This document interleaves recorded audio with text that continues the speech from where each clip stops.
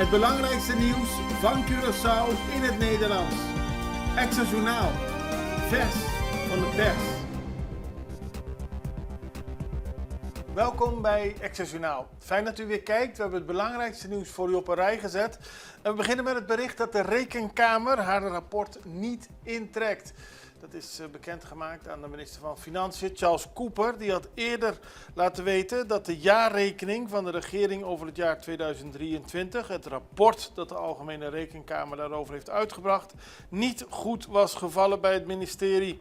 Conclusies van het rapport hebben tot sterke reacties geleid bij de minister van Financiën, die zelfs heeft gedreigd de bezem door de Algemene Rekenkamer te halen.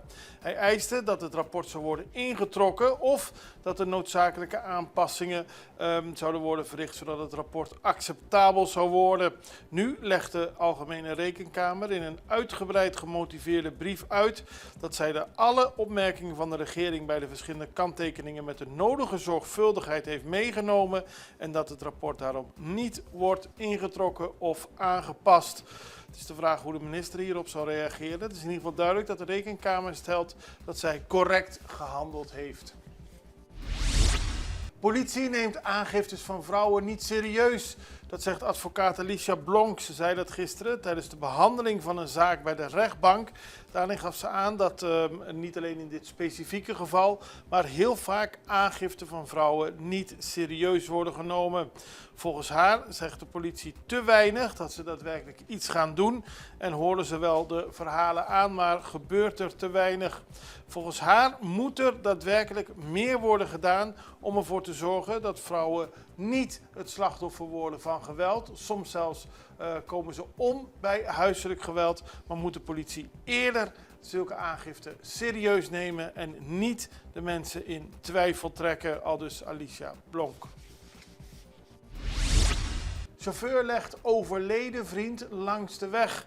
Dat blijkt uit het verhaal waar we gisteren al over hadden. De beroving van een agent afgelopen weekend. Die wilde een telefoon verkopen. Er kwamen wat jonge mannen af met wie hij had afgesproken. Maar in plaats van te betalen werd er weggerend met de telefoon. De agent schoot daarop één van de jongens neer.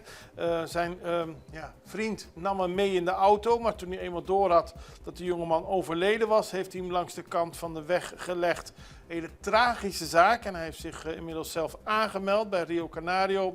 Hij heeft aangegeven dat hij, toen hij merkte dat de jongeman geen teken van leven meer gaf, het levenloze lichaam heeft gedumpt in het gebied Julian. Daarna sloeg hij op de vlucht, maar uiteindelijk was wel duidelijk dat hij zich beter kon melden bij de politie. Auto valt van brug. Ja, een enorm ernstig ongeluk. Het ziet er heel ernstig uit. En veel automobilisten die wel eens over de Julianabrug rijden, hebben natuurlijk wel eens nagedacht, wat gebeurt er nu als ik van de brug afrijd? Nou, dat gebeurde dus gisteravond op de AA de Lannoy Willems Boulevard. Dat is de weg vanuit Dominguito in de richting van de brug naar Punda. Bij de afrit naar de Aruba-straat verloor de bestuurder de controle over het voertuig, botste tegen de vangrail, sloeg over de kop en kwam terecht op de Aruba-straat. U ziet het op de beelden. Beide inzittenden raakten gewond. Ambulancepersoneel heeft hen ter plaatse behandeld en hen daarna geadviseerd hun huisarts te raadplegen. Carnaval brengt 30 miljoen op. Dat werd gisteren gezegd bij een persconferentie van de overheid, waarin onder meer de voorzitter van de VBC, mevrouw Aziza de Vrijte, sprak.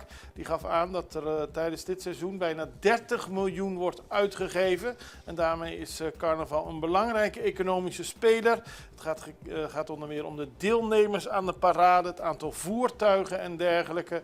En ook de betalingen die worden verricht om de entertainment, de vrachtwagens, het eten, drinken. Er gaat heel veel geld in rond.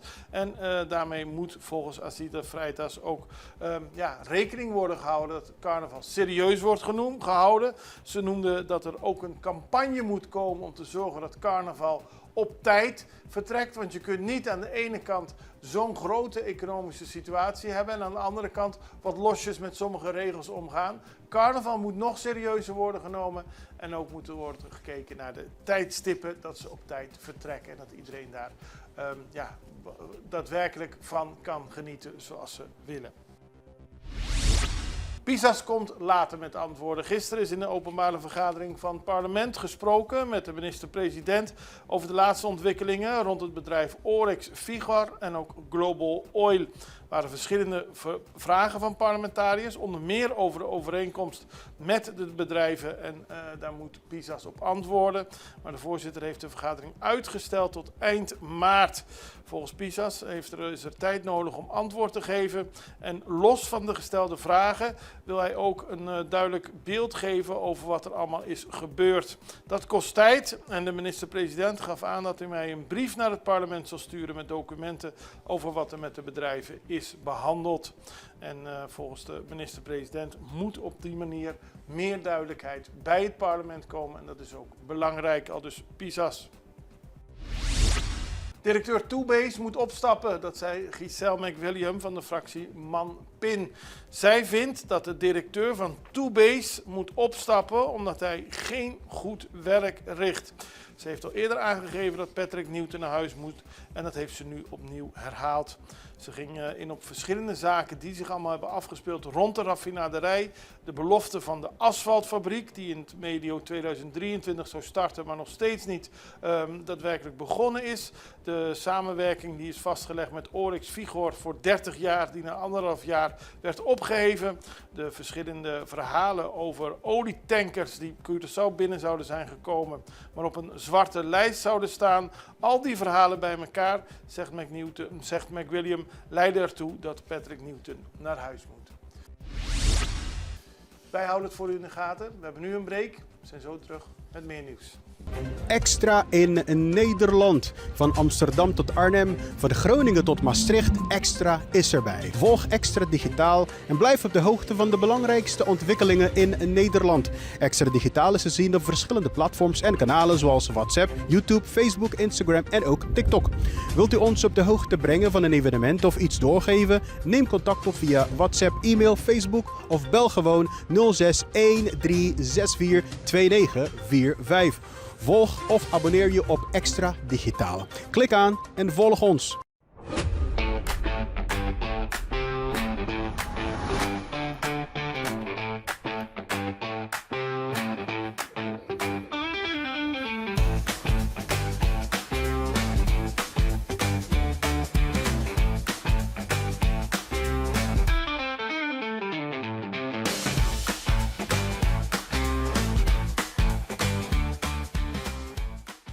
Iedereen op Curaçao kent Crunchy. Daar doen we alle onze zaken die te maken hebben met de burgerlijke zaken. Maar vanaf 9 maart zullen we naar andere locaties moeten gaan. Dat heeft het ministerie van Bestuur, Planning en Dienstverlening laten weten. Dat heeft te maken met bouwwerkzaamheden in het hoofdgebouw van Crunchy. En om de continuïteit van de dienstverlening te waarborgen, zullen de werkzaamheden tijdelijk verspreid plaatsen op 4 verschillende locaties. Mensen die een afspraak maken of daadwerkelijk informatie willen, kunnen daarvoor naar cita.cubierno.cw of naar loketdigitaal.cubierno.cw. En daar wordt ook duidelijk waar je je moet aanmelden. Bijvoorbeeld voor de registratie van geboorte of rechtbankbeslissingen is het in het gebouw naast Crunchy, edificio Stupi Haltu. Voor de aanvraag van paspoort is de zaak nu naar de Reuzensteeg, dat is in de tuin van Crunchy. Rijbewijzen moeten worden aangevraagd bij Santa Rosaweg, op de edificio die rijbewijs. En alle andere zaken, zoals garantiebewijzen, uittreksels, die moeten bij het edificio die Loket die Comunidad in Sambil. Maar wie naar de website gaat, cita.cubierno.cw, ziet alle informatie. Nationale Ombudsman vraagt weer aan de staatssecretaris om in te grijpen bij de illegale vuilstort op Bonaire. Voor de tweede keer in 6 maanden trekt de Nationale Ombudsman aan de bel over de illegale vuilstort bij Lagoon op Bonaire.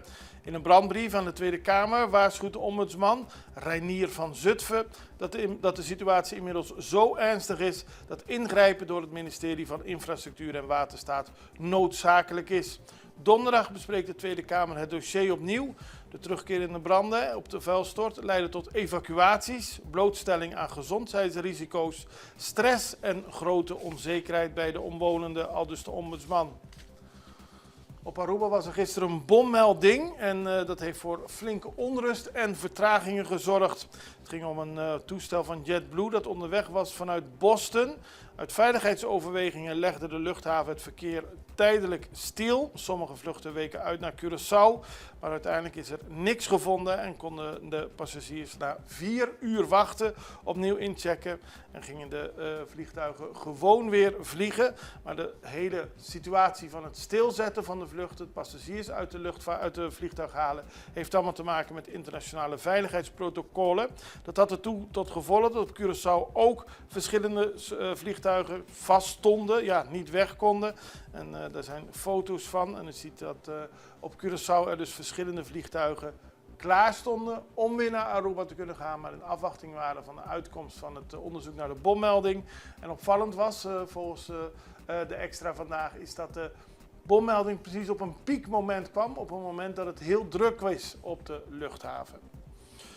Dan moesten brandweerlieden gisterochtend naar Gas Grandi. Ze hadden een melding ontvangen van een brand in de Mondi. Maar bij aankomst stelden ze vast dat het niet ging om een berm- of bosbrand, maar om een voertuig dat in brand stond op een braakliggend terrein in de omgeving van Hitchen Tres. Er werd onmiddellijk begonnen met het blussen. En het gaat om een waarschijnlijk gestolen auto die opzettelijk in de brand is gestoken. En daarbij kwam ook de Mondi voor een deel in de vlammen. Dan gaan we nog naar internationaal nieuws. We hebben beelden van een actie van de Bolivariaanse leger. Die hebben namelijk een antidrugsoperatie uitgevoerd in de Chapare-regio nabij Cochabamba. Daarbij werden structuren voor drugshandel van een zogenaamd megalaboratorium vernietigd. Volgens het Bolivariaanse ministerie van Sociale Defensie ging het om faciliteiten voor de verwerking, het drogen, persen en opslaan van cocaïne. Om u een beeld te geven van dit megalaboratorium, die kon tussen de 100 en 200 kilo cocaïne per dag produceren. Ook was er een clandestine landingsbaan en 9 mobiele fabrieken voor basispasta. Allemaal om te zorgen dat drugs kon worden verwerkt en daarmee vervoerd. De schatting had de operatie voor $2,5 miljoen aan verliezen. Dus die megalaboratorium was zo duur en het was in de jungle bij Cochabamba, moet ik het goed zeggen. Spectaculaire beelden in ieder geval. Wij zijn aan het einde gekomen van deze aflevering van Extra Journaal en we zijn er morgen weer. Ik hoop u ook. Het allerbeste. Tot ziens. Dag.